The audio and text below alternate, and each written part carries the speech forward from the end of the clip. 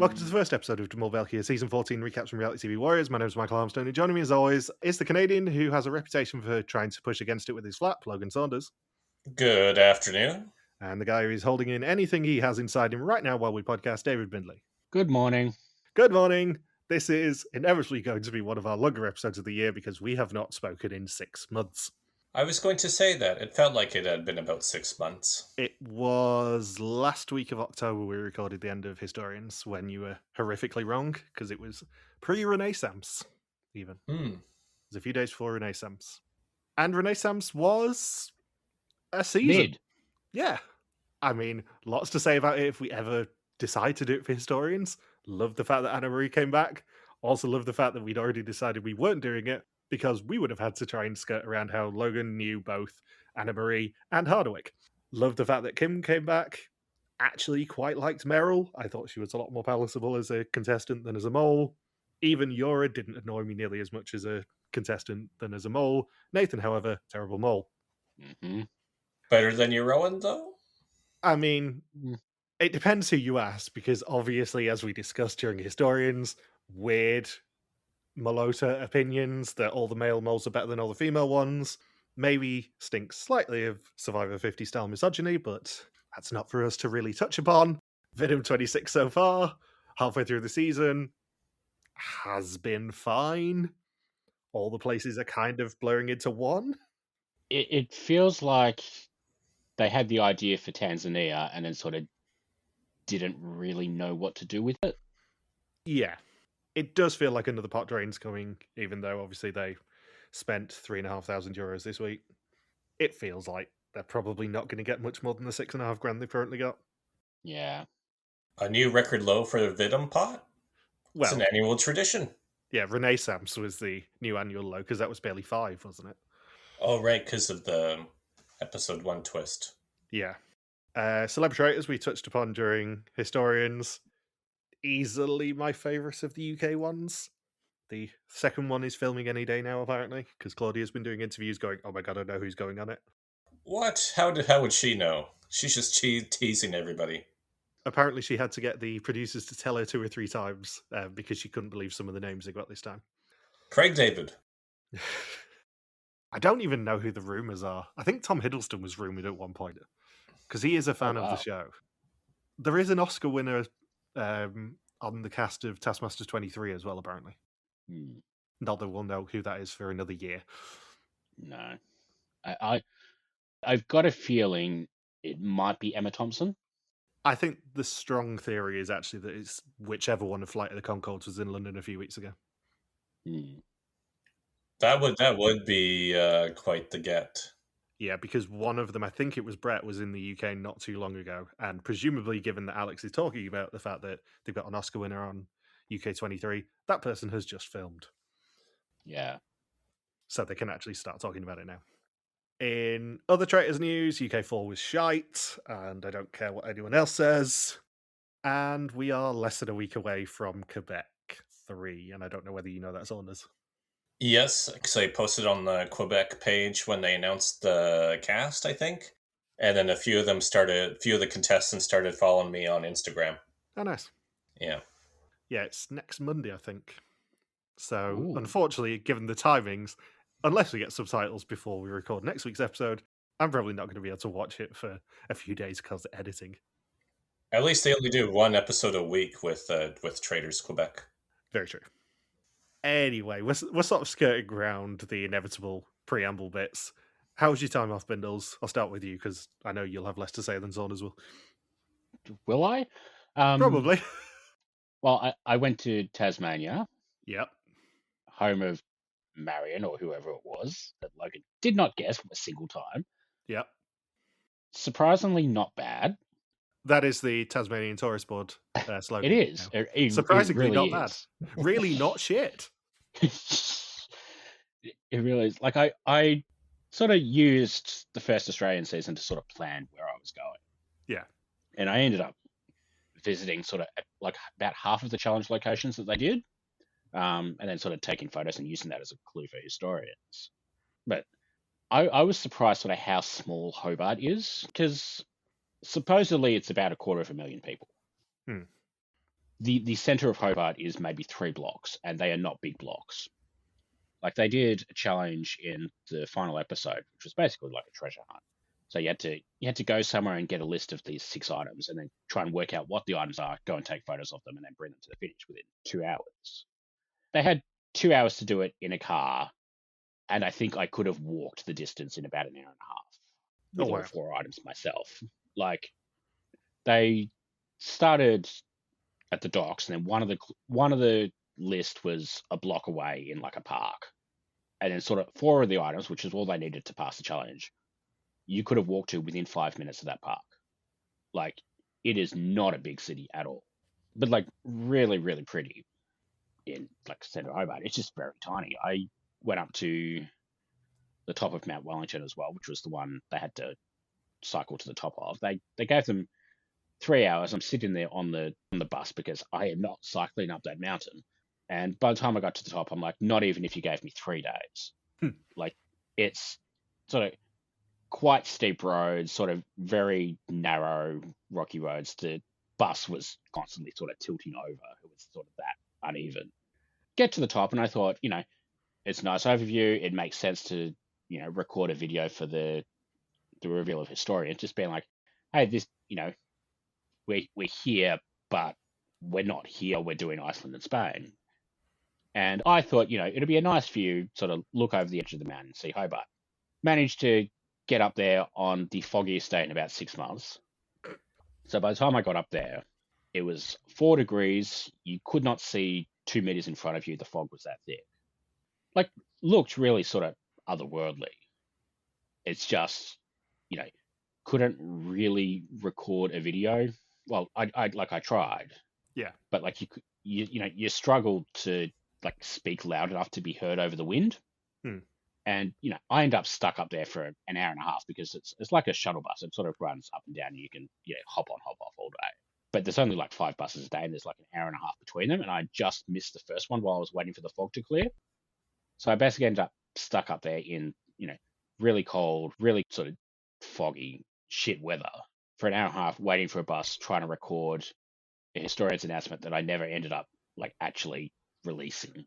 It is a good thing that someone else was going to form a mole location, wasn't it? Yeah. You were like frantically messaging me going, yeah, we can't use this video. We're going to have to come up with something else. And I'm like, don't worry, I am in Japan. Yeah. I don't think I even sent you the video. It was sort of that bad. I think you managed did. I think you sent it both of us, and it's just like, yeah, we couldn't even hear you on it. Yeah. So I did that. I went to Richmond, which is like a small town, sort of 20 minutes outside of Hobart. They did weirdly like half the season there. Yeah. Because they did the maze challenge there. That was closed for renovations when I was visiting. So I didn't get a photo of that, but they did the weird like prediction challenge where like Linda was separated from the group and you had to guess whether she'd, order a beer with lunch and like all, the really sort of basic 2000 era question sort of things. Yeah. So they did that there. They did the haunted jail challenge there, which I went into. Is very creepy. I may possibly be the first person to ever watch TV in those solitary confinement cells. Because I was trying to work out, which cell everybody was in, and there are like 3 or 4 sets of cells. So I was trying to, try and match it to the episode, which is not easy when the prison has been sort of updated since then. Like I got it worked out sort of eventually, but I don't know if I would have wanted to spend the night there. I mean, it's still probably nicer than a lot of places Saunders has stayed over the years. Yeah. It's definitely nicer than some of the capsule hotels I've stayed in. Like you can see it was used as a prison. Yeah. I think it was a cool place that they went to, and I think the challenge really worked there. But I don't know if I would have gone there if not for this show. So that was cool. What else did I do? I had 2 really, really shitty hotels. Because I stayed in Hobart for a week, and then I went to Launceston. And the one in Hobart sort of, when I booked it, it had all the photos with like the nice views and the the fancy bathroom, all of that sort of stuff. Got in there, and it looks like sort of like a student dorm sort of apartment. Eesh. Yeah, I know. And instead of the fancy bathroom, I got what looks like it might have just been ripped out of like a rundown hospital in the 90s. Like it looked like a disabled toilet. Instead of getting like the fancy bathroom with like the glass walls on the shower, all that sort of stuff, it's like a curtain that didn't even close all the way. No like soap stand or anything like that. And somehow that managed to be the good hotel out of the two. Because I went when I was in Launceston. The hotel looked perfectly nice in the thing, and I looked at the map and it seemed fine because it was like a block out of the city. Went there and didn't realize sort of Launceston is a very steep city. I say city, but you know what I mean. Yeah, city for Tasmania. Yeah, like it's the second largest place on the island. It has maybe 90,000 people, and it is sort of a very spread out 90,000. So went to this hotel and got to the end of the street it was in. Didn't realize that street is so steep that you've got handrails on the footpath, and sort of this hotel is at the very top of like a 6-story hill. And then get there, checked in, all fine. Didn't know it was 2 buildings. One of them is like the nice fancy one that's in the photos. The other one is like a rundown 70s motel.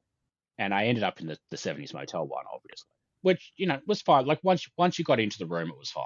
And then I was going to leave the next day because I'm like, I don't want to keep going up and down the hill. So I'll just go out when I'm ready to leave and come back at night. Getting ready to leave at like 10 o'clock the next morning. And all of a sudden, just hear the key open up my door.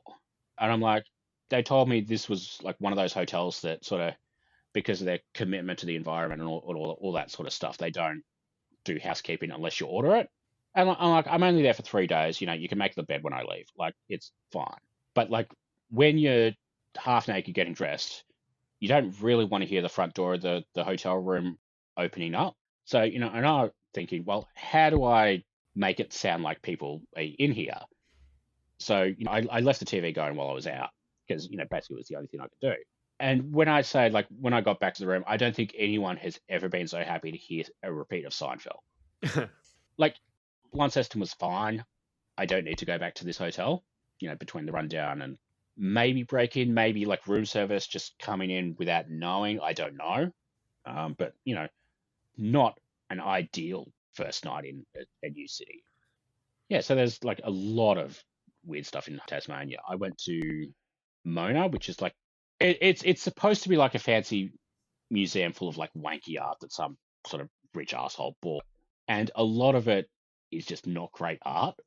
Like Rick. Yeah. Like, there's stuff that probably shouldn't be there. Like there's like a proper like Egyptian mummy with like full on gets, a private room and all that sort of stuff. But I'm like, do I really want to go to Hobart to see a mummy? One thing that made me think of Logan, there was like a sculpture of like a horse, but it was like right next to a painting that sort of, I don't know if it was a painting or a photo or something, but it was like I think the best way to describe it would be implied bestiality. Welcome to Vernon. Yeah, the Logan Saunders story. Yeah, like I will say it wasn't a horse in the photo. Like it was another animal, but putting it next to the horse, I'm like, yeah, I got to tell Logan about this. This is a story for the podcast. Exactly. File that one under P. This museum is just full of bad shit, insane stuff. There was, for no reason, there's just like a machine in like one sort of off-center part of the museum that's like, they put like, I guess, food from like leftovers from one of the cafes in there sort of once a day. And it goes through like a simulated stomach. So it goes through everything and then sort of once a day comes out the other end looking exactly like you'd expect. And I happened to be in there at, the exact time it came out, and it stank. What a shit exhibit. Exactly. But the one thing they had was, because like the museum is underground, right? So it's sort of like you go in on ground level and then you go down and then come back up. But there's one thing sort of 2 or 3 floors down where it's supposed to mimic like the ear canal. So you go in through like this big spiraling tunnel and then you end up in this like little room. And then sort of whatever noise you make in that room sort of goes through pipes or whatever and comes out like a huge speaker outside the entrance. So naturally, me being a dickhead, I had my phone with me, queued up Anna by Clouseau. So now, like, half of Hobart knows that fucking song. Gilles will be very proud of you. I'm sorry, Hobart. On the subject of Gilles, just before we inevitably get into Logan's 25-minute monologue on his travels, Yeah. Gilles has already emailed us pre-season, because every year Logan emails Gilles on our behalf to say, are we definitely right on the finale date so we can book all our travel and everything? And he copied me into it this time and just basically started trolling us. So this is already going to be a fun season, because I am really going to struggle following Gilles' number one rule that he told me last year, which is there is no key position for them all. We do not intend it that way. There is no such thing as a guaranteed, this is the position the mole should be in. I am really going to have to not overthink this year, because I'm desperate to be right in front of Gilles once, one of these years, just to ruin his fun. You think odds-wise he would just get it right by pure coincidence? I know, because it's 5 on the trot. 5 visits to Antwerp, or Antwerp and Brussels, and 5 times I've been wrong. You know it's bad when I have a better record than you. Yeah, I mean, we don't really want to talk about your record from the last year, Saunders, or you don't No. want us to talk about your record from the last year, but you did win the Vidden pool, though, last year, for Renaissance, by assuming that they would pick the one person already on the payroll. So where we left it on historians in terms of my travels is I was going to Japan, as has been previously discussed. I did make it to Japan, hence the video for historians of me walking across Shibuya Crossing, basically gloating that I'm in Japan and you weren't. I can't even remember if it made it to historians, but we had a long discussion, me and Saunders, about how I broke the cardinal Logan Saunders rule of there being a very tight layover. It's usually like 2 to 3 hours, you say, for international flights, and it's Saunders, and Yeah. it was an hour. And we got on the plane from Manchester to Amsterdam, and it was half an hour late, and they made up a bit of time, and I ended up having to sneak to the front of the plane where my brother was sitting, with the permission of the cabin crew, I must say, to basically be able to sprint to the next gate, because I knew what the next gate was going to be. We did make it. Our luggage did not. So that was fun, because I was prepared for it knowing that it was a bit of a tight turnaround, so I had a change of clothes and change of underwear and everything in my hand luggage. My brother did not, and he didn't have any pajamas, and ended up having to use the hotel provided pajamas, which, given he is only slightly shorter than me, he's about 6'2", there is a hilarious photo that I cannot share around that has been sent to my parents of him wearing clothes that are very much not for someone who is 6'2". Japan was amazing. It was such a fun holiday. Good. Everyone was lovely.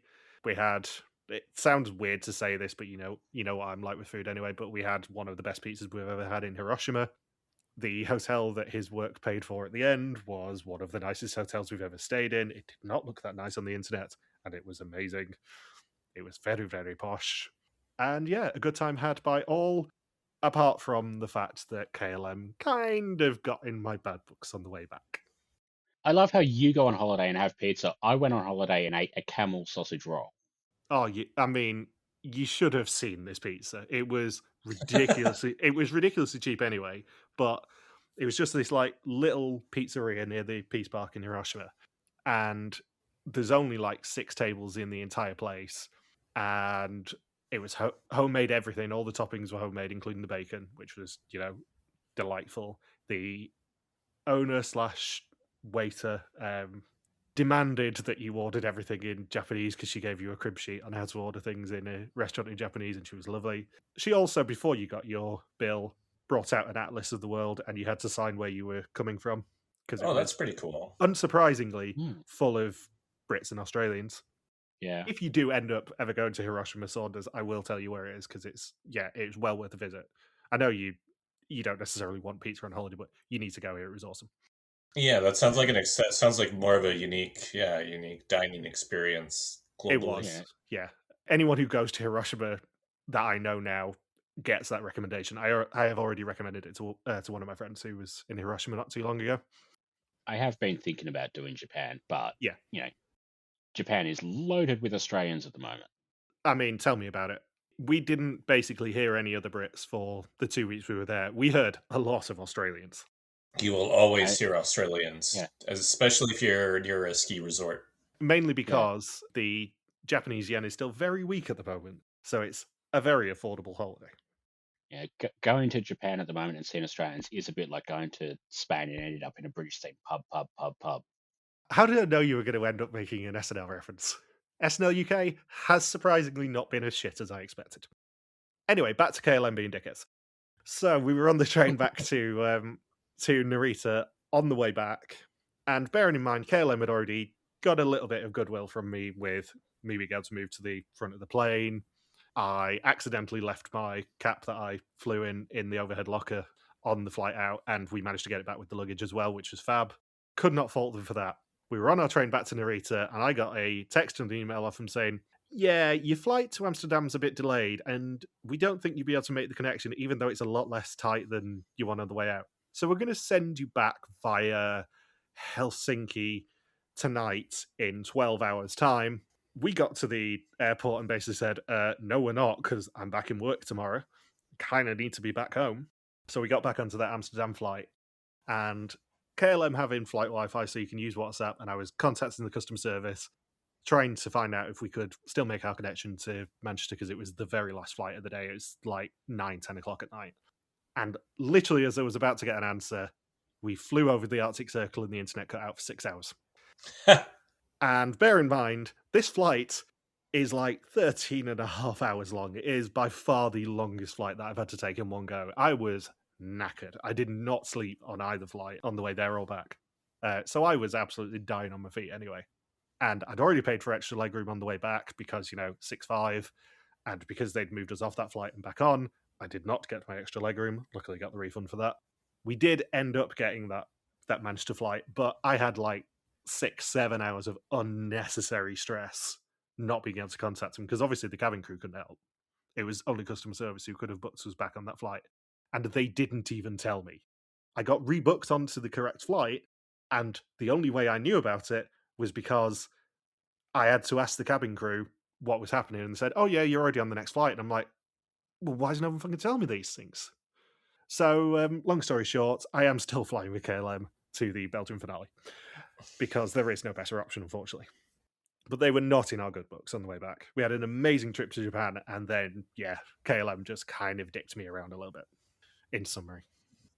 And obviously, because if I go to Tenerife, Logan has to go to 11 Tenerife. Where did you go in January by any chance, Saunders?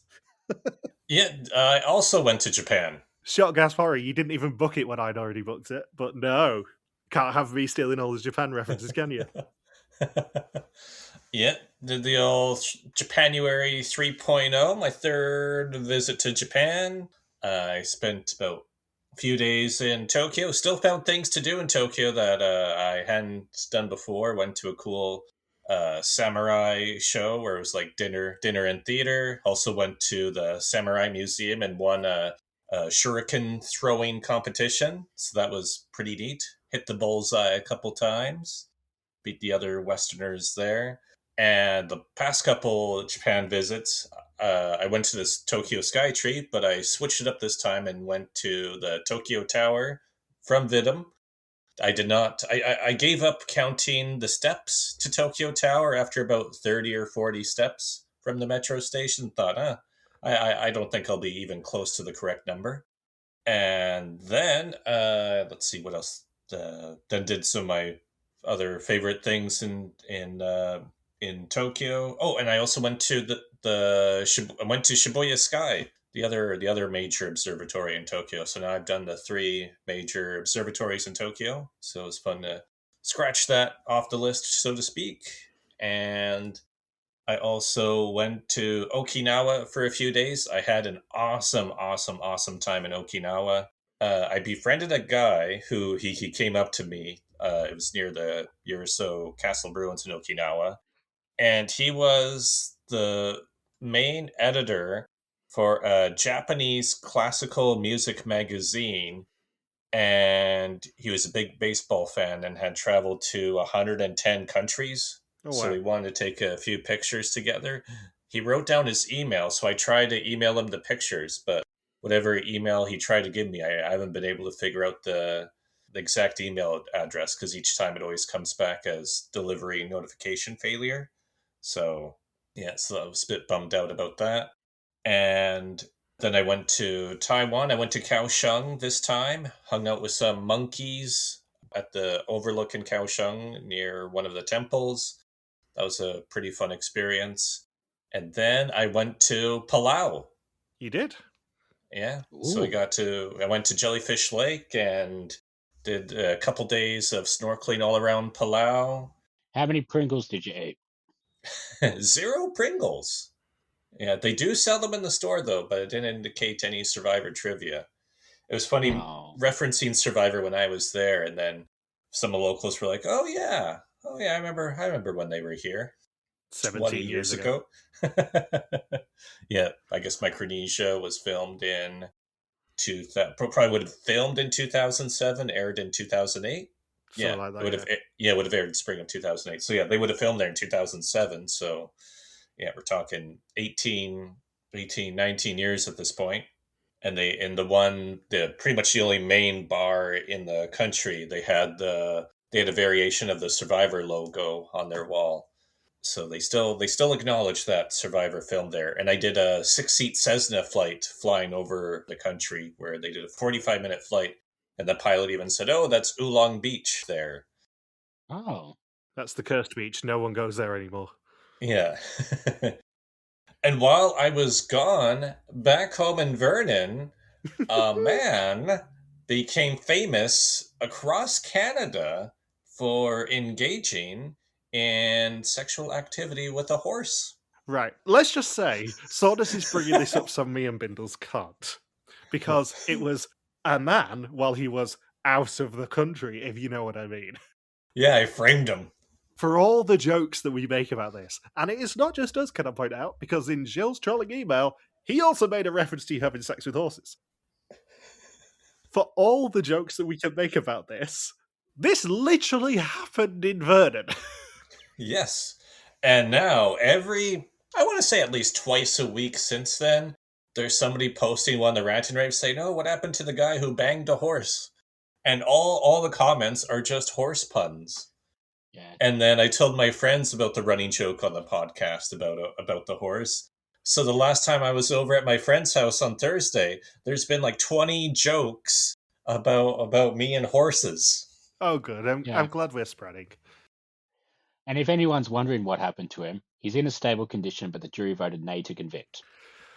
There we go. Yeah, and that's what the rant and rave has been like for the past month and a half, I would say, is just everyone trying to one-up each other with the best horse-related pun about the guy. So what disguise did you use, Saunders, just so we're clear? I didn't feel like reading the specific details. Just old man makeup. It was malice. Anyway, the one thing we haven't touched upon so far in this extended preamble section is the fact that we've all had big celebrations in the last month or so. Because obviously, Bindles had his birthday a few weeks ago. I had my birthday last week, because we're recording this on the 31st. My birthday was last Tuesday, and of course, Saunders had Lunar New Year. Yeah. Highlight of your year, or highlight of your 12 years, I suppose, given it is the year of the horse, Saunders.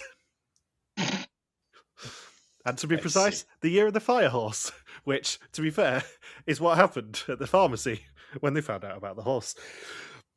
You cannot imagine the delight I had when I realised that it was the year of the horse, and I get to make an entire year of puns now, and year of jokes about you.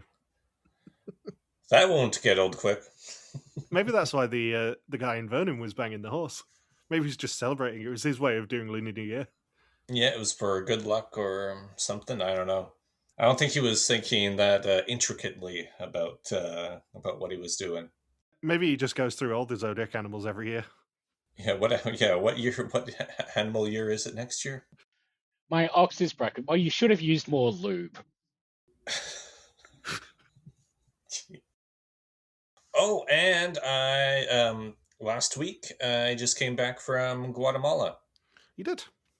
Yeah, and that was my 80th country. Another literal war zone country. Did you eat the sacrificed chicken? No, actually, Mario Lanzas told me that right before I left. He said, "Don't eat the chicken." And how was it? Guatemala, not the chicken. It was a lot of fun. Antigua, I mainly did cafe hopping, and there's this one area with an overlook. But there was this one really, really douchey American guy who had a drone, and he was wearing goggles, I guess, to watch the drone footage. And he was doing a very loud play-by-play saying, "Oh, now my drone is over at the other mountain. Oh, now I'm downtown. Okay, guys, in 5 seconds, prepare to wave at the drone." And he did this very loud commentary for everybody within about 100 meters to hear him for about 20 minutes or so, when this is supposed to be a peaceful overlook where locals and tourists go to relax and just take in the view of Antigua and the volcano behind the cityscape. And it was just, really annoying, to the point that his friends were yelling at him to stop yelling. His name is Jeff Probst, and please return him to the closest Fiji. Yeah. So shall we actually talk about this episode then? Oh, and I went to Lake Anatlan, and That's a no, I Michael. went to the ruins. I went to the ruins where they filmed Survivor Guatemala as well. So somehow I went to the first 2 seasons where Stephanie LaGrossa competed on Survivor. Awesome. We can get this episode done in 20 minutes, can't we? Enjoy editing, Michael. Oh, I will. There will be no edit. Everything you've said will be unfiltered. So, we open on the... In fact, no, before we start that, quick question. Did you guys watch the contestant release special thing, Café de Mol? No. Okay. It was actually all right this time. I've not seen this week's one yet. Every week they're doing like a proper behind-the-scenes documentary of that episode's events, which actually will probably be very interesting. I know. I know we've had the first one subtitled this evening, so that might actually be interesting to watch. But Gilles basically said they're going to Portugal because of Pastel de Nata, and I think you mean Pastel to Nathan. No, I didn't. I deliberately did not mean that. And spoiler, we also get to see everyone's reactions to finding out that it's Portugal and how close they all were on the flight. We did not, however, get to see them get tied to the horizontal crosses. At least it's not southern France. And then, we would have had another season of like White Lotus comparisons. Yeah, I do think it's very interesting that both Renaissance and België went to Portugal, though, and started in Porto. And I think Finland was in Portugal not that long ago as well. Yeah. I mean, it's a very België location, and from this episode, they've done some very België things with it. I just think it's interesting that this is the first time, really, that they've had the same idea. At the same time. Yeah. It might be something to ask Jill about, and maybe he'll end up emailing us before that, but it might be something to ask about whether they found out that that Venom had filmed there and that they had a good time, and they're like, yeah, Portugal's a good idea. Although I think he said to us that they'd already pretty much decided what the location was going to be. Well, it's slightly easier than Thailand to work in. Yeah, I suspect the Portuguese bureaucracy is a little easier to deal with. Not to mention the close proximities to Belgium as well. Yeah. So, we open on the Portuguese coast with 10 Flemish strangers going medieval. As always, not everyone made it to the end of the journey, but this time, not everyone will make it to the start. I love that they chained up like a guest at a Saunders family reunion. What? Bags over the head, in pillories, tied to a pole, or, horizontal cross. These are icebreaker games.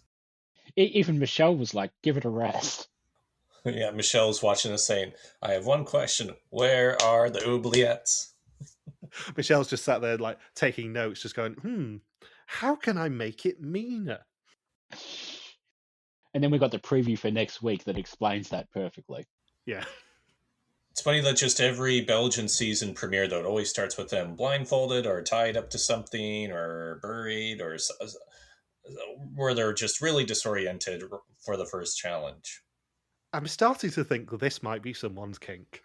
Yeah, I was thinking this is it's a pattern, right? It's a very kinky pattern. Yeah. So the first three to meet each other are Wout, Julie, and Christoph, and they are in pillories with Carla and Dries tied to a pole.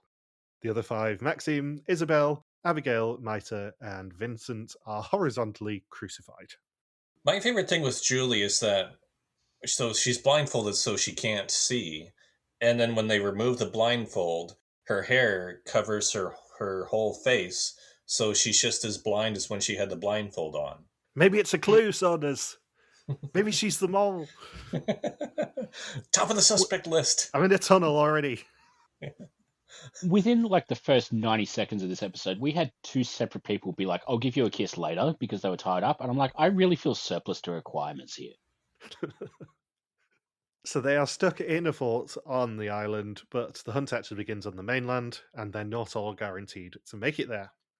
The mole met Jill 24 hours before in the town of Molado, which apparently was a coincidence that they found that, and they're just like, that's a great place to start it. And he told them that there were 12 options for people to join the group, but the mole must decide the two strongest, and they are the gate crashers. If they succeed in their mission, they will replace two of the original 10. If the originals succeed, they will all head to the mainland and take 10,000 euros with them. So we all knew that the two people who were not actually going to be eliminated, right? We know the België lore that you need to see a screen in order to be removed from the game. Yeah, it was very carefully worded from Gilles' part, probably because he knew that people like me would complain at him if he eliminated people without a red screen again. But it was left behind was the term he used rather than eliminated. Yeah, this isn't like, well, to reference my Palau trip, Belgian Mole does not Jonathan and Wanda any contestants. No. Now, the only time that they've eliminated someone without a red screen who didn't voluntarily leave or get medevaced was because they literally couldn't put a screen up because of the rain. So that België law has been pretty much set in stone since. So as soon as they didn't see a screen, it's like, yeah, they're going to come back probably as the episode 1 cliffhanger. It's just in what capacity. So the first person we're introduced to is Christoph. He says he's terrified of being faced with a challenge that he just doesn't understand. He has the best mustache out of all the contestants in this cast. I hate to say it already, but I really like everyone. Yeah, like it feels like a good cast. I feel like every execution's going to be a little bit heartbreaking because obviously, skipping to the end of the episode, it's a fairly heartbreaking first elimination, this one. I would say the most heartbreaking first round elimination of all the seasons.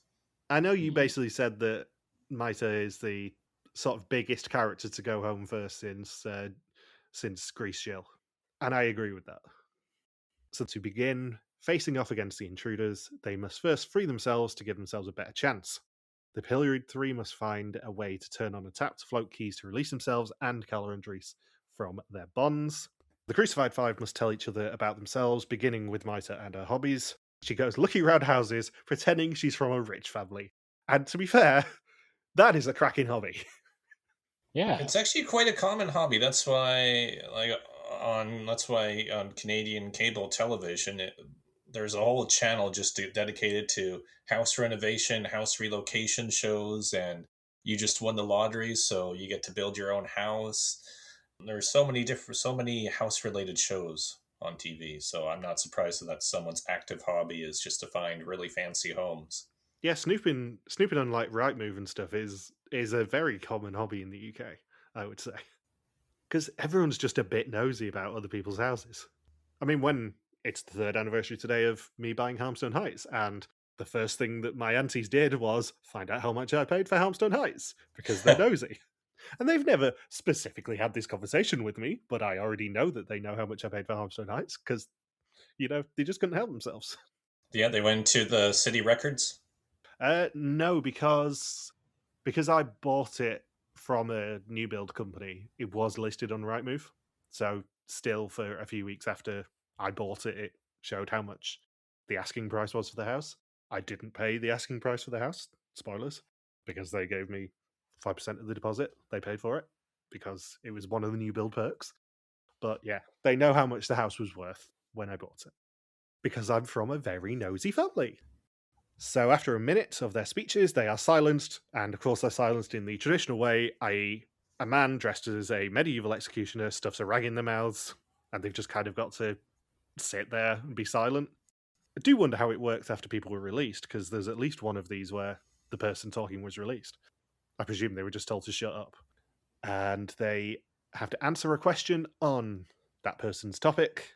And Maxime gets it right and is the first person to be freed.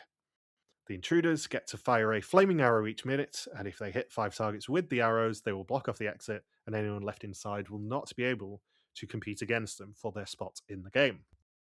I went into making notes for this episode thinking, like, I'm not going to make a heated rivalry pun. I'm not going to make a heated rivalry pun. And then the first challenge is firing flaming arrows. And pumping. Don't forget the pumping. Exactly. The pumping's coming. Does Heated Rivalry's success now mean it's Canada's #1 summertime adventure? No, that'll be too high budget for us. We got to pay $7.43 for season 13 of Amazing Race Canada, or whatever the hell season we're on now.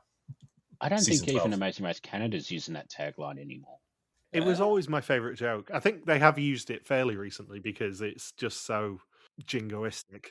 Canada's only summertime adventure. Yeah, because nobody's competing. It's like when ITV stopped burning stuff off against the Traitors finale. You know it's not going to be a success.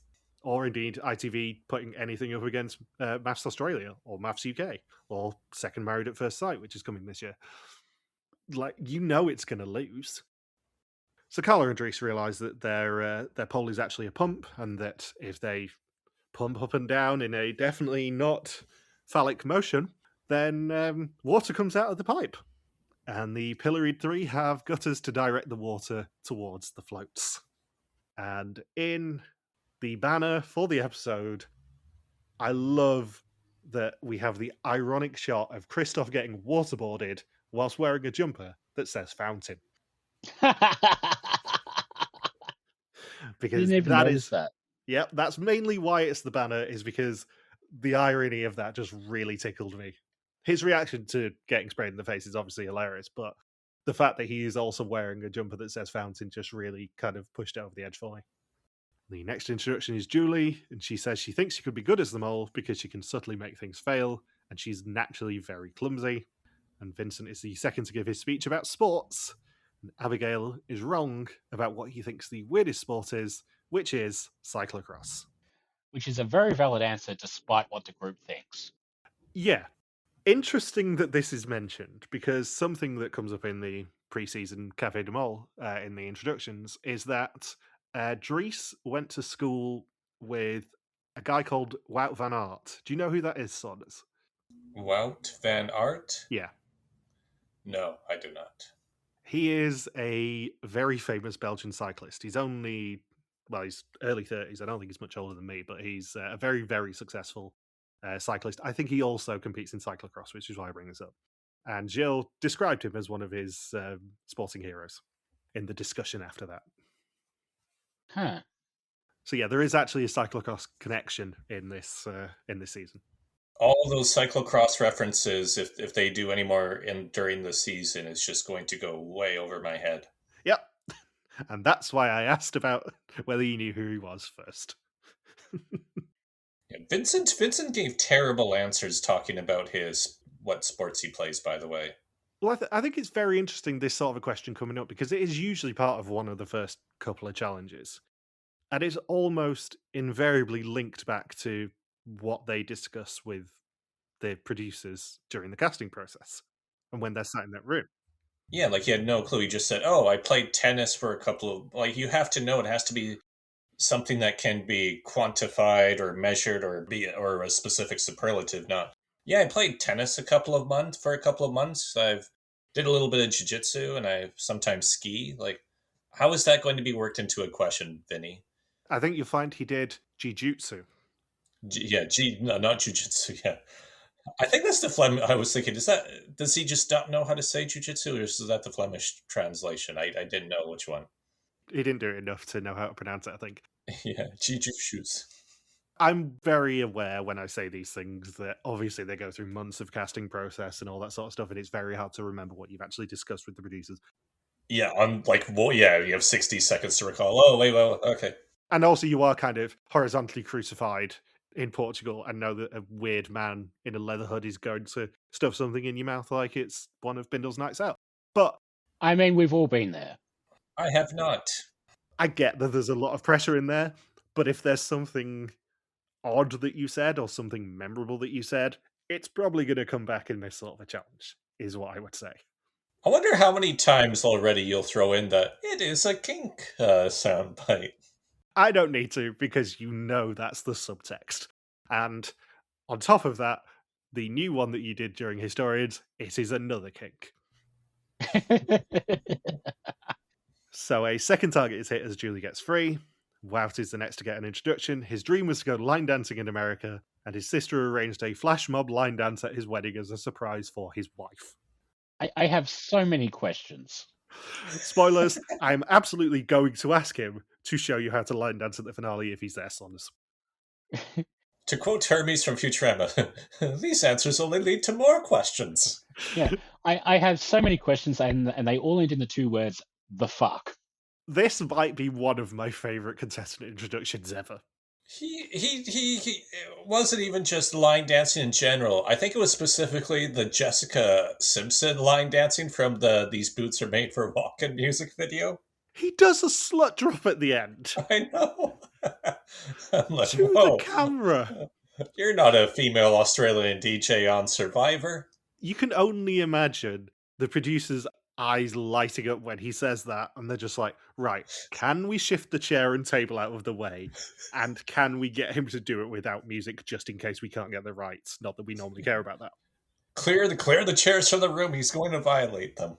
And my favourite bit of this is the fact he starts it by saying, oh, they're going to put a cowboy hat on me, and then they never do. They are completely undermining him in that moment, and it is delicious. He might be my favourite person this year. I predicted him as the new Pedro for you. He seems like the sort. I'm trying not to be filthy this time around. I realise that's hard to believe. Especially in this challenge, where it is basically just Logan's, it is a kink, it is another kink, on repeat. So Maïté gives the next speech about painting and the fact that she's a nude model, and Isabel frees herself with the knowledge about Maïté's most embarrassing moments being that she walked in late and her ex's new girlfriend, who he cheated on her with, was in the class. And so, that's, it has to be something really bad if the tampon falling out of her wasn't the most embarrassing one. I know this is a very Suki and Jinder coded question, but what pose was she doing for that to happen? Because I don't think she would have been like, pay me like one of your French girls lying down. There had to be some kind of vertical leverage. Gravity had to be involved? Yeah, gravity had to be involved somewhere. They just brought in the double-decker tourist bus. Yeah, for the record here, this is not the sort of thing that I need Jill to answer for me, please. I'm just putting it out there that because of how my brain works, I go to the logistics of it and go, how is that actually possible, given usually how life drawing poses are? She must have been really unlucky. Is this like how you thought Michael Mons was a grandfather? Well, no, he was. He was just a step-grandfather, and they didn't make that clear in the episode.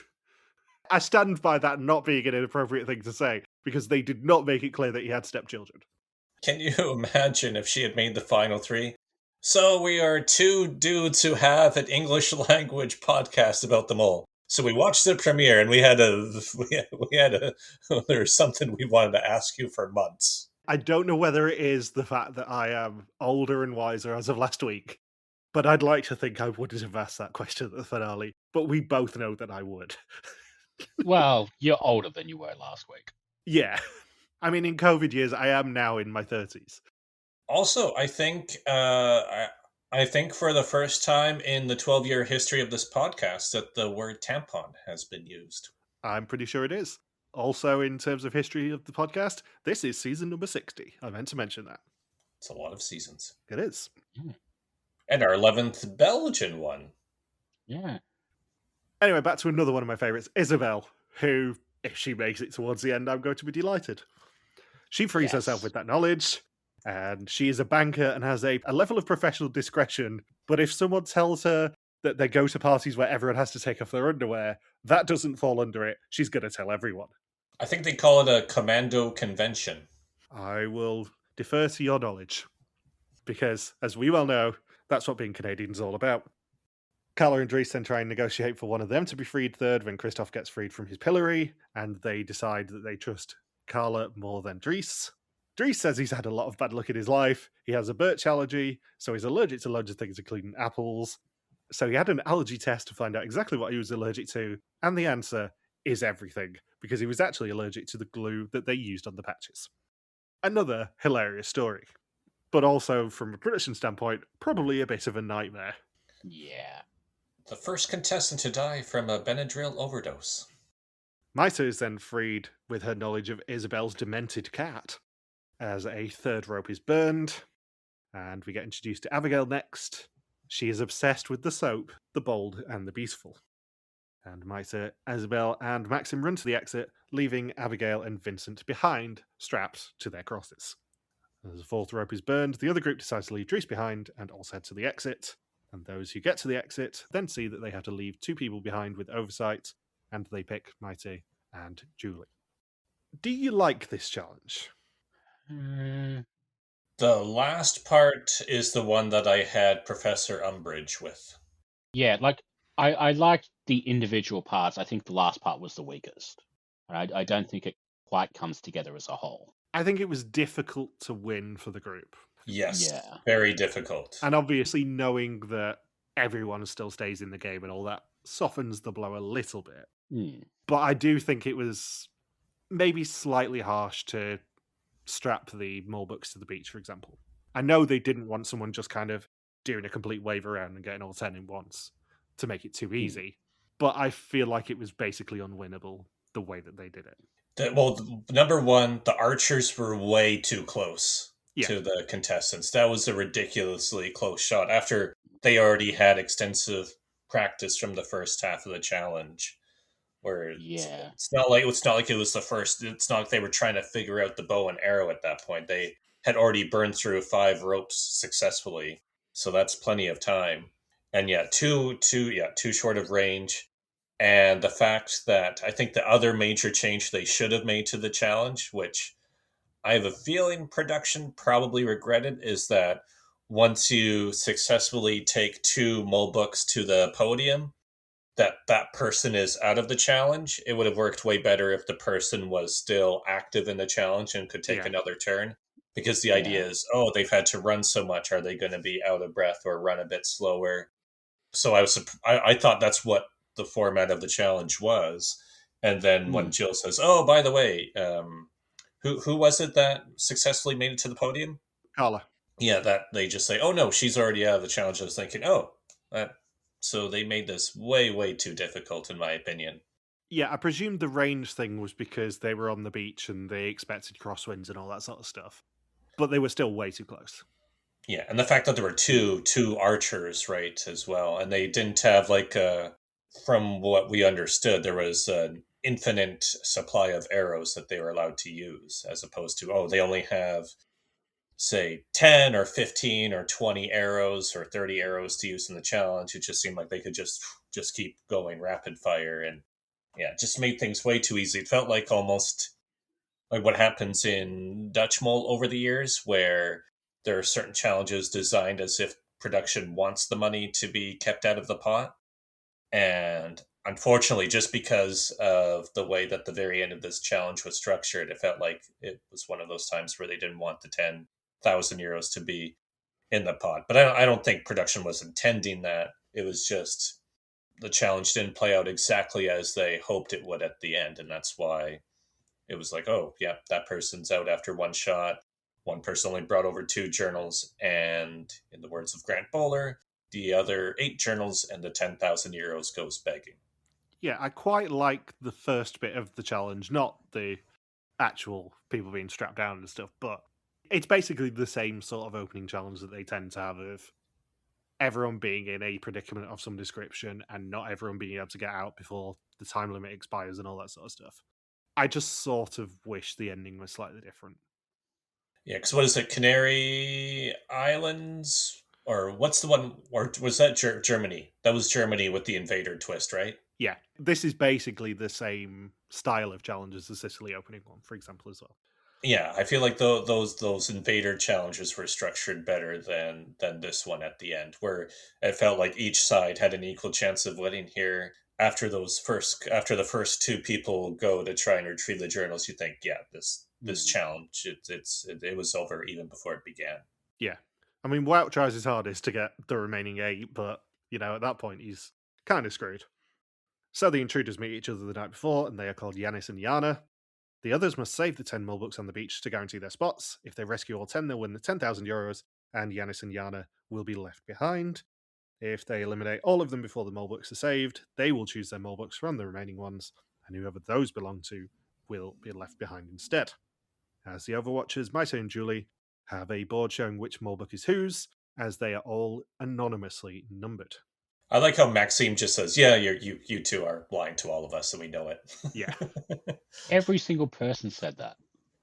I will also say, and I'm just putting this out there now, I suspect there will have been a clue in the numbers picked. Yeah. Yeah. I don't know what it is, but I suspect that one of those numbers will end up being relevant, and that would lead to the number of the Mol book. Who was number 8? That is a very good question. I just thought of that too, because they had the number 8 on screen for a very long time during the bottle challenge. Number 8 was Carla. Interesting. It was in order: Christoph, Abigail, Dries, Wout, Maxim, Maïté, Isabel, Carla, Vincent, Julie. So there's your answer. As much as I don't want to go down this sort of a rabbit hole, I do wonder what sort of a person would have picked Yanis and Yana. What do they know about Yanis and Yana that makes them the quote-unquote strongest candidates? The prefix of their name? Yeah.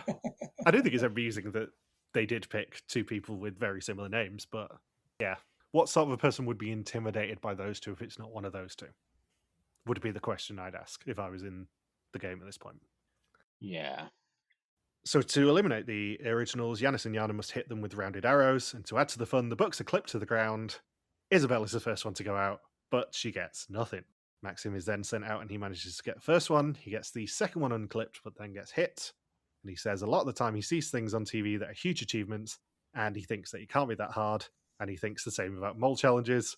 He's not trying to be arrogant, but maybe just a little confident. Carla grabs the two loose books and gets them on the shelf, securing the spots of Maxim and Dries. She's often asked what she does, but she's unemployed at the moment, as she's had breast cancer. And she says she's even gone to the sauna solo with one breast, and if they stare at her, who gives a fuck? I get the vibe that Carla is probably not long for this game, but she seems perfectly lovely. Yeah. I got a decent read on like maybe 8 of the main 10 people. Like I didn't really get much from the 2 people who sort of disappeared for half the episode. But really the only other people I really didn't get much of were Carla and Julie. Yeah. Yeah, Julie especially. Yeah, I think Carla feels nice, but I don't think she's going to be here for very long. No, Carla reminds me a lot of our good friend Katrine from Germany, who keeps coming up on our Facebook suggestions. Yeah. She seems perfectly lovely, but I'm not sure she's going to be here halfway through the season, necessarily. Yeah. Christoph is the fourth one and gets immediately hit. And then Wout is the final chance, and he has to get all remaining 8 to save everyone. And he gets 4 of them, but is then hit, meaning 2 of them will be left behind. So he was a little too busy line dancing. He did surprisingly well considering how badly everyone else did. He did. He had very quick reactions, which, I mean, looking at the preview for next week might come in handy. But yeah, he seemed to be very good at avoiding the arrows. And the unclaimed books are hidden in envelopes, and chance will decide who is left behind. Isabel, Julie, Wout, Maïté, Christoph, and Carla all still have mole books, meaning that it's Abigail and Vincent who are left behind. Yeah, they don't get to be Belgium's next top mole. I have one mole book left. We were rooting for you, Abigail and Vincent. We were all rooting for them. No, actually, not really. And those are the 2 references I know to America's Next Top Model. Because, unfortunately for James Wallington, I've still not watched the documentary. No, I haven't watched it either. So they wake on day 2 in Porto and get a phone call at lunch. And Gilles tells them that he's looking for 4 people who want to use their brains, 4 with a sharp eye, and 2 who want to take a relaxing boat ride. Why does the town of Turnhout keep being referenced in this premiere? It's that piece of Belgian culture that I just did not grasp. I mean, we're getting into a challenge that has an element of Belgian culture that maybe we don't grasp. What could you possibly? I can't remember what it was, but something turned up in one of my social media feeds yesterday or the day before that mentioned Plopsaland, one of those like water parks that Nimrod went to. Yeah. And I'm like, that is a really weird thing just to pop up like completely randomly at like this exact moment. Do you think he has a piece of paper attached to the wall, Jill the poster? We haven't discussed the fact that their marketing campaign for this season kind of got derailed by the fact that Instagram banned the AI Gilles. Were you aware of this, Saunders? No, no. What happened there? So you know the AI videos that they use to tease the location and all the incorrect facts and all that in the lead up to it? Yep. They were originally posting them on an account called Gilles d'Imposter, I think it was. And after the first couple of them, someone obviously reported it as basically a fake AI thing, and that account got suspended. So they then had to start posting them on the actual Demol feed and spoiling the fact that it was Belgium related, basically. I still maintain that like some of those locations would have been really fun for a season. Yeah, I mean, Brazil, I think I've mentioned before, would be an absolute fucking nightmare security-wise, but it'd be a cracking location. Yeah. I mean, 007 Road to a Million did it. Arguably slightly smaller scale because they weren't there as long, I suspect, but like, I'd love to see them have a go at a Brazil season if it was safe enough. Yeah, Amazing Race was last in Brazil, season 32. 32. Yeah, it's one of those places that I think you don't really see on TV how much security there is around. Yeah. I think there are certain areas of Rio, for example, that you probably shouldn't film in. But I'd love to see what Belgium would do with like a proper Amazonas few episodes and that sort of stuff. Yeah. That'd be fab. Can you imagine the reaction on Café de Mol when they say, "Oh yeah, you got Brazil"? Fuck yeah! So it's Christoph and Yanis who do the boat trip on one of the many Rebellos moored on the Douro River.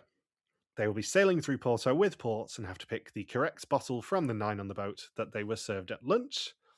And the bartender refuses to serve them unless they find a clip on a DVD where port is ordered.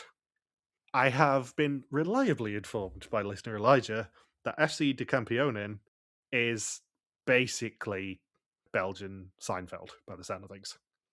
21 seasons. It's the most famous sitcom of Belgium. Every character in that show has his or her own drink that he or she orders. Carmen's was port, and almost every episode they are in the bar, apparently. It's basically the Friends of Belgium is what he says. So that's the cultural context. Okay. It's a big thing. Also, hilarious that they have 21 seasons of this show on DVD just waiting to be watched. Is that what production watches during their downtime? I'm assuming so, yes. So the 2 on the boat will be the determining factor as to whether money will be earned or not in this challenge.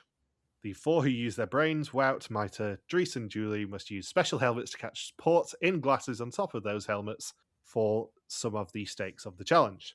For each litre that they rescue, they will earn €400 for the stakes. There are 10 bottles, one of each with their names on, and they will get a clue as to which bottle will open, and if they're right, they can catch the port. The candidates with sharp eyes, Carla, Yana, Isabel and Maxim must spot Wally hiding in the city. A new one will appear every 10 minutes, and they earn €1,000 for the stakes if they manage to find him. If they need a clue, someone can head down to the bottom of the bridge, all 260 steps down, to go and get one. And the clue is a grid as to where he is hiding, and a rebus clue as to where they should be looking on that grid. And again, the money that they get will only be earned if the right bottle of port is picked. 260. 2 plus 6 plus 0 equals 8. I'm going to say this now. None of those clues were that hard. They were not meant to be hard. No. But Yana made such a pig's ear of them. R2, and there's a robot. I know Belgium is not involved in the G7, but come on. Yeah. There were 7 flags there. There's only one organisation that ends in 7 Magnificent. that they're actually going to ask about, that features Belgia's favourites, Giorgia Meloni, because she was in that picture. I didn't check how current it was, whether they'd actually bothered putting Keir Starmer in there or whether they'd photoshopped him out yet. But I don't think it was that current because I think Shinzo Abe was there, and he is currently unavailable. nah, Shinzo Abe can't have been there because Giorgia Meloni's not been Italian PM that long, I don't think. But yeah, my favorite though when it was R2D2, and it was Deanna who didn't recognize it, right? Where she just said, "Yeah, there's R2." It says R2, and then there's a robot, and then who it was Isabel, I think she was on Isabel's shoulders, and then Isabel said, "You mean R2D2 from Star Wars?" And Yana is still confused and says, "Yeah, I guess that Star Wars. I don't know." I can kind of get it with K2. That's probably the hardest of the 3. Yeah, one's pretty specific geography knowledge, I would say. I didn't harp on that one too much, but I was thinking R2D2 is probably the most famous robot character of all time in movies. Yeah. I've also got the G7 picture up. It does feature Keir Starmer, so it's from the last 18 months. I couldn't tell you who the Japanese PM was, but it's a woman now, so it's not the current one. The Canadian one in the centre is Mark Carney, so yeah, that's probably the last year then, I think. I mean, you'll know better than I will how long he's been PM, but... Yeah, just so barely over a year. Yeah, it's certainly not been that much more than a year, I don't think. And we got our first Hot for Donna reference on the season with Christoph and Yanis. Every time Carmen ordered a coffee instead of port, we got our first Hot for Donna, ladies and gentlemen. Did you just say hot for Donna? Yeah, Hot for Donna. Who's hot for Donna? Oh, why is everyone hitting on Donna?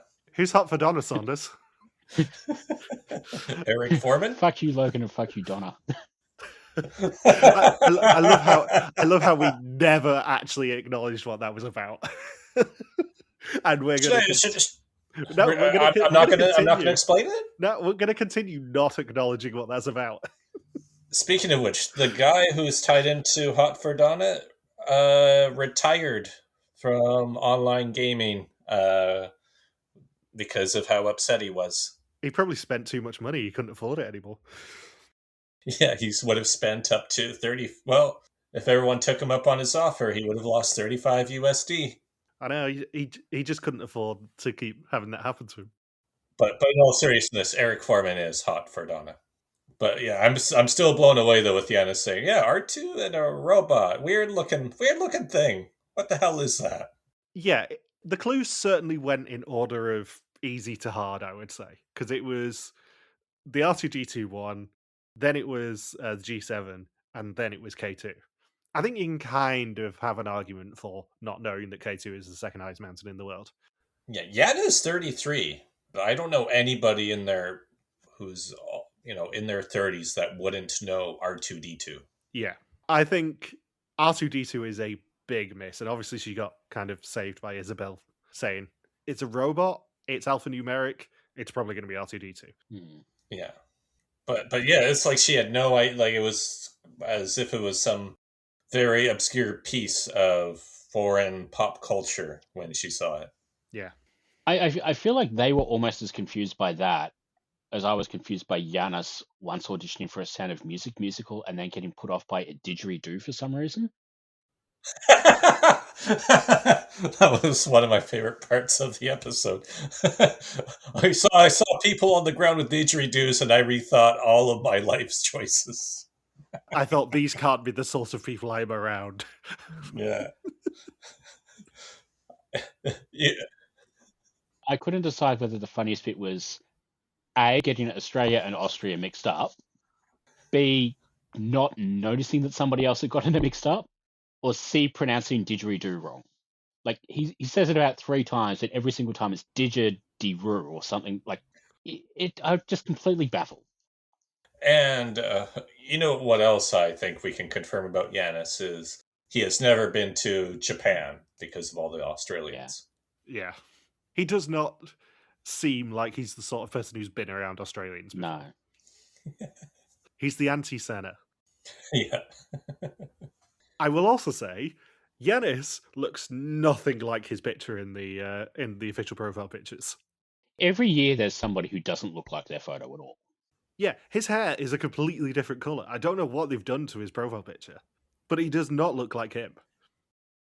So Isabel overlooks a volley and they lose the money. The boat team can get help from the others as they pass by the challenge locations. Those in the challenges can help them rule out wrong bottles.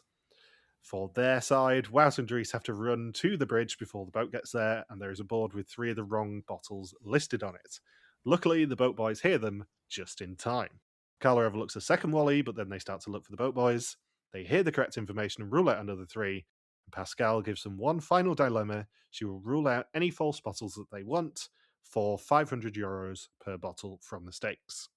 When the group reunites, the port catchers have earned €1,200 and the Wally searchers have earned 1,000, but less than €500 spent on ruling a bottle out for a total of €1,700 if they are correct.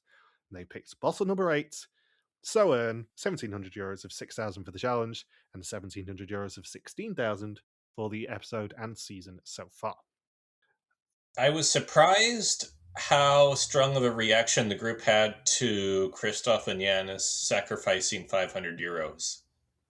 Yeah, well, I guess they'd already lost the €10,000 before, didn't they? Yeah, but then if they picked the wrong bottle, they wouldn't have earned anything. Yeah. I feel like sacrificing one bottle was a wise move. Yeah, it was the right choice, because if you overhear the 6 that have been ruled out from the other 2 challenge locations, you can get it pretty much dead on. And if you're torn between 2 and it's not been ruled out, I think sacrificing €500 from the stakes is probably better than gambling, unless you're the mole.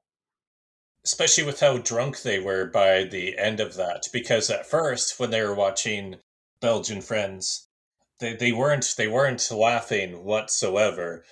And then by about the 5th or 6th class, they thought it was the funniest TV show they had ever seen in their life. Where they were forgetting to fast forward through the seasons. They were just enjoying the episodes. I did see the claim that maybe they're suspicious because if you know the show, and obviously it's big iconic show in Flanders, if you know the show, she doesn't order port in the first season apparently. So it was weird that they started with the first season, but like, I think you probably still start with the first season even if you're fairly confident, just in case.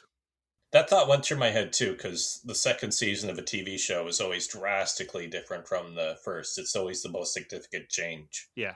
I would have started with season 2 as well. Yeah, I probably would have started like somewhere in the middle, because then, you know, like all of the running jokes are sort of set up. Yeah. I don't know. Maybe you just put season 1 in and skip through it just in case. I saw a thing on one of the Discords that there was a theory that like if you put in like season 14 or something, there might have been a clue to them all. Yeah, but only at the 26th minute. Yeah. So on day 3, they drive further inland to a vineyard where Gilles awaits. He tells them that they will be staying here, but only if they survive the first test and execution. It is time for the test. 20 questions about the identity and actions of the mole, who have no East Coast home except for the mole who can never go home. Dries is in a tunnel already, lined with neon-lit arrows. The mole had to be on the boat, as that's how you could guarantee €500 comes out of the pot. Yanis also says he's pretty much gone all in on one person, which, you know, is dumb. Yeah. Multiple people said that. I would normally mince my words at this point, but don't go all in on test 1. Even if you're confident, even if you're Nicky level of confident, don't go all in on test 1. And the weird thing is, like, multiple people went all in on test 1 and survived. So, like, Yeah. How badly did Maïté do on this test? Yeah, that's, mind-blowing. Because you can't win the season in episode 1. You can test your theories, but I certainly wouldn't test your theories by going 20 for 20 on one person, because you might only survive on time. And then you might have to go back to calling yourself Seaman. Yeah, we skipped over that, didn't we? I am the DJ Seaman. Dropping the hot beats. And Yana's story about how she met her husband through Tinder. But she never tells them that. Yeah. But now everybody knows it. Yeah. Yeah, she's outed herself on television. Yeah. Now what was her excuse that if a man asks her how to find a woman, she says, go to a Starbucks because there's tons of women's there and accidentally knock over their coffee. I feel like that's something that happened in the Belgian Friends TV show that they were watching, or knock over their port. I mean, as we all know, women love when you pour boiling hot water all over them. Yeah. That's me being flirtatious. Didn't you pick up on the signs? It does sound like the sort of thing you see on those negging guides from about a decade ago. Yeah, just pour hot coffee all over it. Yeah. If she suffers second-degree burns, that means she likes you. Yeah. Yana says that Maxim detached 2 books, including his own. It's a way for them all to influence their own safety. Wout says Yanis didn't write much down. He went straight to sleep in their room the night before. At this stage, you have to write everything down just in case. Maxim says Maïté would be a great mole. She's intelligent and seems to know just a little more than everyone else. Julie says Christoph works in a bar, so she wonders who decided to spend the money on the boat. Christoph says the bridge team threw money away. There's only one mountain with a letter and number combo. Correct. Carla says Isabel overlooked Wally when she was on the camera and cost them money. Isabel says no one suspects Carla, so maybe that's a reason to suspect her. And Maïté says the best place for the mole was under the spouts, and Wout didn't catch much wine despite being so tall. Gilles says the mole is and remains a merciless elimination race. All 10 of them survive the start, but to keep surviving, you need the mole in your sights. Yanis, Wout, Carla and Christoph all get green screens before Maïté is the first one sent home, and Gilles, for once, seems genuinely gutted that she's gone. Yeah, it's a lot more devastating than Yan going home or something like that. We need to not make Yan jokes, because you know as well as I do that Gilles can have a go at us. And I'm trying I know. I said it just to get you in trouble, Michael. I'm trying to be good this season. I'm trying not to get A, us in trouble, but B, more importantly, me in trouble. I'm trying to have a nice season this year. You made jokes about Yan, and then Gilles punished these people for making them watch 21 seasons of a soccer sitcom. Very true, but I'm trying to be on my best behaviour this year. And we even got an Oompa Loompa joke in this episode. Like, they are pandering to us this time around. I know they are, but we can't say it because they'll go, no, we're not pandering to you, it's just an accident again. Yeah, if we keep making Yan jokes, I hear next season they'll make everybody watch 42 seasons of a cyclocross sitcom. No, even worse, they'll make people watch Survivor 50. They'll make people watch The Bold and the Beautiful. All the seasons. Every one of them. Speaking of like weird coincidences, it was odd that Gilles made a point of saying they have to get the mole in their sights at the elimination, which is an odd thing to say when the last challenge was the Where's Wally thing. Yeah. Like, that feels like it's leading to something. Well, on a related note, the suspect list bonus question this week is what the mole did in Porto. So, whether they went on the boat trip, whether they were looking for Wally, whether they were catching port, or whether they had been left behind on the island. So, the episode ends, as we kind of predicted it would, with Maïté's car disappearing, and 2 more cars appearing, one containing Abigail, and one containing Vincent. Shock, gasp, horror. Next time, there are rubber rings, catching poles, Abigail and Vincent chisel, Yana hula hoops, Carla and Dries get buried on a beach. Can't wait for that challenge already. Somebody's been watching Mole Ukraine in the off-season. Yep. And the Left Behinds try and negotiate for their future. I know we didn't really eulogize Maïté there, but, like, she was genuinely a big presence in this episode. Yeah. Yeah, she was. She got a lot of airtime for there being 12 contestants overall. She would have been quite high on my suspect list if, she hadn't gone home first. Yeah. Yeah, I had her right before the execution. She was my 4th highest suspect. I was not expecting her to be the first boot. Fun episode. Yeah, a really fun episode. I think, I've seen some comments online that maybe people were a little bit over the by numbers Belgian premiere, but I feel like that's what they needed after last year, because they weren't subtle about the fact they struggled a little bit with Thailand in terms of the bureaucracy and the fact that it was more difficult than they anticipated. And I think they just kind of needed a more them premiere. Because yes, the running up the skyscraper and all that was really fun last year, but this felt a lot more sort of Flemish mole coded, Yeah. I guess. Yeah, last year felt like what you would have ended up with if Australian mole had lasted long enough that they ended up looking at Thailand for a season. This year feels more like Flemish mole. Yeah, and that's not to say that last year was a bad season. I think I defend it a lot more than most people do. But I think you could tell that they were a little bit frustrated with how last year turned out. Yeah. So, the pool, normally I would say, will be revealed next week, but given that you both submitted your suspicions early enough, I have actually already drawn the pool. Ooh. So, given that Logan inexplicably, for the first time in forever, actually won a pool last year, he got first draft, followed by me, and then Bindles. You didn't even have anyone in the final three. So you got last draft. We each drafted 3 people. It was just going to be out of the 9 people who went the left behinds, but for some reason Logan put Vincent above last. So he's drawn Vincent, spoilers. And the 2 people left over, if both of them survive next week, then the first choice will go to whoever loses someone first next week. Okay. Bindles' team, currently at least, is Isabel, Julie, and Maxim. Logan's is Christoph, Carla, and Vincent. And mine is Wout. Whoever the fuck those pictures are. I genuinely can't say. Ironically, it's it's because Yanis looks nothing like his picture. Wout, Yanis, and Dries were in my team, and left over were Abigail and Yana. Huh. And you can give us your suspicions by playing along with First Suspicions, because it's the first week, at the link in our bio. And as always, the suspect list is also there. Slight change this year because obviously V's to Mol 26 is also running at the same time. You can enroll for both of them. You still have time to enroll for Vidum, but you do have to select on the drop down which season you want to enter because we're running concurrent seasons.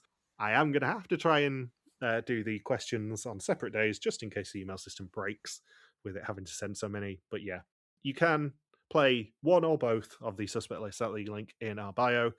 I am planning on doing the results of the Vidum suspect list on the België recap that week, just as an admin point. So we will be doing a live react to the Vidum results on the België recap of week 7, 6, whatever it's going to end up being. I can't remember. I think it's 7. Spoilers, none of us is going to do very well. Yeah, we've not exactly covered ourselves in glory with our first suspects this season, have we? Especially me and you, Bindles. As long as we haven't covered ourselves in pork. Very true. So, as I said, the bonus question this week for the Belgium suspect list is what the mole did in Porto, whether they were on the boat trip, catching ports, spotting Wally, or whether they were left behind on the island. Final few questions. Who do we suspect for this season? Who's going home next week? And in the case of Saunders, who do you suspect for Vidum as well? Because I need to know that for tomorrow. Oh, I think I already did my Vidum suspect Yeah, you need list. to tell me, though. I don't... Yeah. Because I play along with Suspect List, I don't get to find out what you submit for Suspect List. So you need to send me at least your top 2 suspects this week so that I actually know. Please. Yeah, I'll do that as soon as the podcast Thank is you over. kindly. I did warn you. Yeah, it's a lot going on. Anyway, who do you suspect? Who's going home? All right, so my suspect list for, I guess I'll just list off all 12. I Christoph, Wout, Carla, Maïté, Vincent, Maxime, Dries, Yana, Julie, Yanis, Abigail, Isabel, and I think Yanis will go home next, because going all in on one person, I don't think that strategy is going to keep him around very long. Interesting. What about you, Bindles? So I had Isabel, Christoph, Val, Julie, Carla, Maxim, Dries, and then Giannis, Yana, Abigail, Vincent, just because I feel like sort of when they're only in half the episode, it's sort of a little bit harder to get a read on them. So I've just like shoved them down the bottom because I don't like I didn't have enough time to rewatch it and try and work out what was going on there. I feel like maybe Yana is going home next week. And my order was Wout, Isabel, Yanis, Dries, Julie, Maxim, Yana, Carla, Christoph, Vincent, and Abigail. I've put those 2 at the bottom deliberately because I suspect them all wouldn't want themselves to be isolated for 3 days. Yeah. Being honest about it. And I feel like Carla might be going home. As I said, she's given me that sort of vibe that we've had in previous seasons. outside chance of Christoph, I will say. I hope not, because he's given very good reactions at the moment. But my instinct is Carla, but with sort of Christoph as the second right now, going home.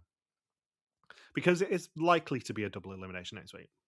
It's likely at least one of Abigail and Vincent go, and it's likely that we get at least a single execution, if not a double, next week as well. So we might end up being down to 9 next week as it is.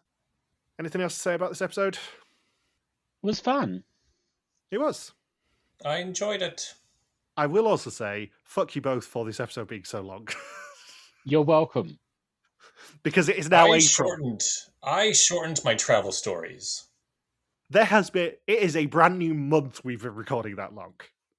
Arguably, it is literally midnight in the UK right now. But yeah, it's a brand new month.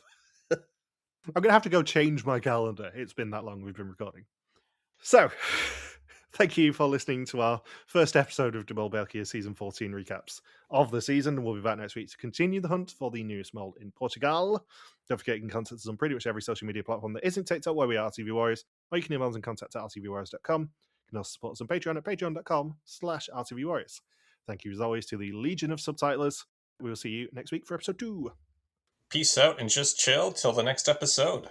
Needed more gay hockey smart. I found a new kink.